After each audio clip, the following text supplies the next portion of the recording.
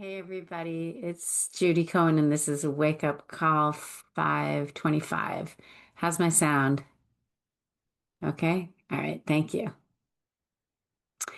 So we're looking at the Dhammapada, which is the poetry of mindfulness. And we're in the first chapter, which is called Dichotomies, or it's called Pairs, or in Thomas Byram's translation, it's called Choices. Because the verses are mostly offered in couplets, with the first verse of the couplet stating the unskillful option, and then the second or following couplets offering the skillful option. So the first couplet in the Dhammapada is, "We are what we think. All that we are arises with our thoughts. With our thoughts, we make the world." And it goes on. The next couplet offers what feels like an example of this. So, Gil Fronsdal's version is, pardon me one second.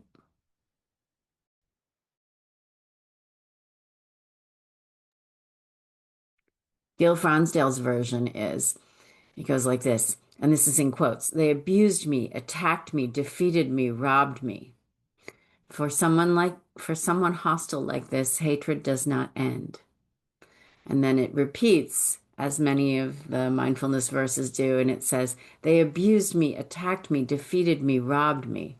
For someone not hostile like this, hatred ends. Hatred never ends through hatred, but by non-hate alone does it end. This is an ancient truth." And this is something that Gandhi said, that Dr. King said, and that has just been repeated throughout the ages. Thomas Byram's version is just a little bit more colloquial, and I like it a lot. He says, "Look how," this is the quote, "look how they abused me and beat me, how they threw me down and robbed me. Live with such thoughts and you live in hate." And then he repeats it, "Look how they abused me and beat me, how they threw me down and robbed me. Abandon such thoughts and live in love." So the world, yeah, the world is so much about this, right? But I really love this for lawyers, for the law, because the law is so much about this. I mean, people walk into our office and this is exactly what they say. They abused me. Look how they threw me down and robbed me. And they're angry and they want justice or they want revenge. And the view is, I'm injured, someone should pay. And there's so often very little pause between the moment of something terrible and the filing of the complaint, and that's what we call it, right? This happened just so tragically with the terrible avalanche in Tahoe, right? I heard from family who lived up there that, this is the way they put it. The day after the avalanche, the lawyers were already circling. They hadn't even recovered the people. So, and for some of our, what, brethren, our siblings in the law, this way of being, look how they abused me and beat me, look how they threw me down and robbed me, is music to their ears because it's a new case. It's a new matter. It's billable hours, or, it's a chance to make a name or avenge. And yeah, it's a playing out on the national, even the international level. This is our administration in the US right now. This is how somebody gets to good, "I'm glad he's dead," when a public servant like Robert Mueller dies. Look how he abused me and beat me, how he threw me down and robbed me. So, I mean, this is ancient wisdom right here in front of us. And the Dhammapada is very clear. Live with such thoughts and we live in hate. Um, and we do. We live in an adversary world where aversion and antagonism and war rule. Where hatred is it's sanctioned across the airwaves and the interwebs, and in so many cases, the lunch counter and the dinner table, right? And then, you know, not to put too fine a point on it, it's really interesting to watch for it on a personal level. So I've been watching, and it's really something. There are so many times that this mind goes to, they did this, he did that, she did this. And it's something small, but the mind can so easily default to that kind of thinking.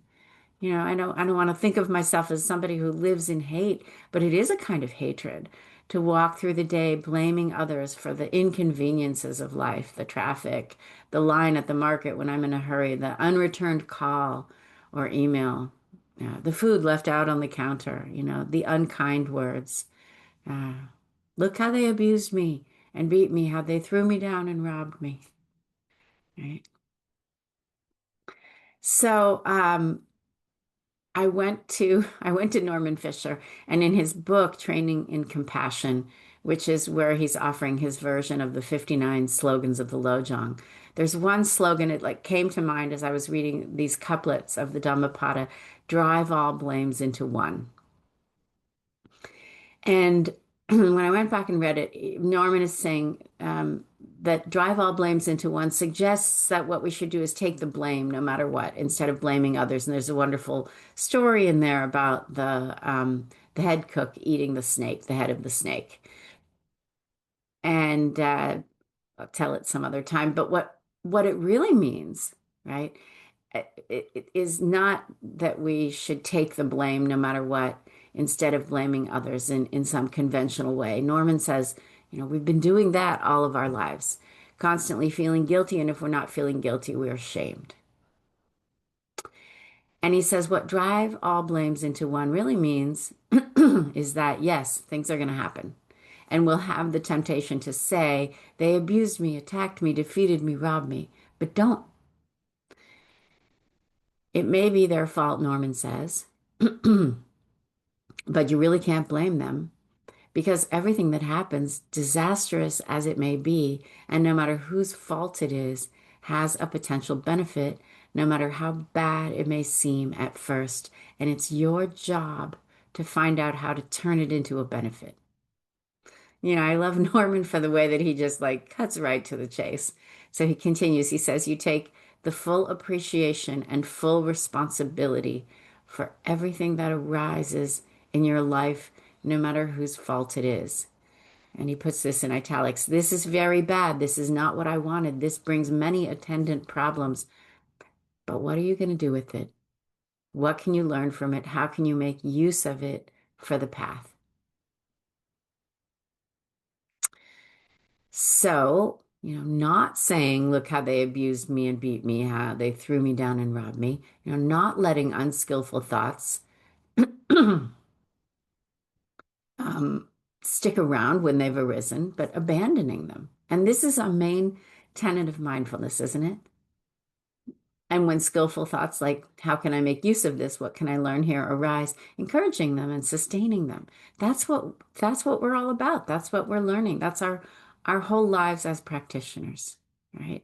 So somebody cuts us off or is rude, or in my case, a student is consistently late, or a client is nasty or ungrateful, or a partner does or doesn't do something. And when we can abandon that, look how they abused me thought, and call up friendliness and compassion and kindness, what happens is love. And it doesn't mean we're not passionate about our work. It doesn't mean uh, that we're not passionate about justice, about the rule of law, about serving others, or that we're not passionate about taking care of ourselves and the people we love and our country. We still are. It's just a question of coming from hate versus coming from love, right? Coming from, look how they abused me and beat me, or coming from how much we care.